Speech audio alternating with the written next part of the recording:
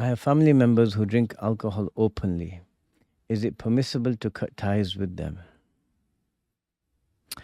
Allah. What you should do, at the very least, is address the scenario, and you should say, "Look, this isn't what the Deen uh, allows. This is something impermissible." And see if you can speak to them. See if you can speak to them. Clearly, make the ruling understood, but see if you can speak to them and understand why they're doing it. And this requires hikmah. We don't want to just charge in, like a bull seeing red. It requires wisdom. So I know people's situations vary with their family members who don't practice. Sometimes it's very, there's a very antagonistic relationship. Sometimes, they may get on with them, but the person just happens to have, a vice. So how do you deal with that scenario? Is it permissible to cut ties with them? You have to consider this situation. Cutting ties, is it permissible to cut ties with someone who refuses to stop a sin? Yes, that is permissible.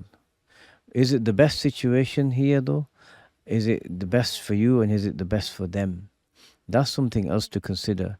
Maybe if you cut ties with them, it will sever any links they have with them to to the deen or to practicing, or sometimes people, when they lose that last lifeline, then they go further away and much further away, and it affects them in ways that you don't really foresee. So it's important to consider that. And cutting ties shouldn't be the first line of the first approach. It's like the last line that you that you cross. So consider this. Consider how they are. Do make it clear. I mean, it's impossible for a person, for a believer who's been around religious people, to not know that drinking alcohol or wine is haram. Everyone knows that, right? Unless someone's a convert who's just literally just become a Muslim. So, asking why, what makes them do it. For some people, it's just they just don't want to be religious, and they're rebellious towards Allah subhanahu wa ta'ala. And, sometimes maybe reminding them of, the consequences. I'm bringing up a few examples of the consequences. People who turn away from God, what happens to them? Allah subhanahu wa ta'ala, yeah, He is the Supreme King, and someone who just says, I don't care, will have serious consequences to face, either in this life or in the next, or both. So, ask that. Maybe it's a case of an addiction. Some people, what are addictions? Some people have deep pain from the past that they run away from, and to avoid that pain, they need, they need drugs, they need alcohol, these sorts of things. And for someone like that, there's an approach as well. So don't rush to it, and see if you can help them. See if you can help them see the wisdom in not drinking. And if it is a case of deep pain, then see what you can do to get that, to get their cooperation, to get it dealt with. Because sometimes it's one of those things.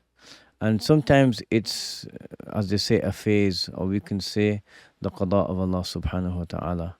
Now, some people have bad days, and they commit their sins.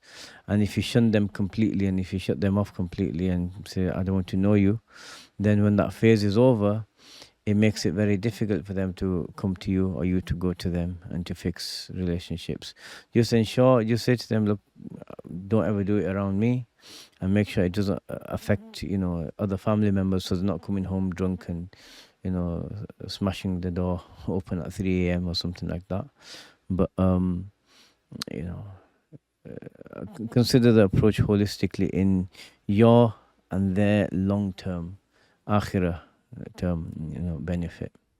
And may Allah give every tawfiq to those who need it in this situation. لا إله إلا الله محمد رسول الله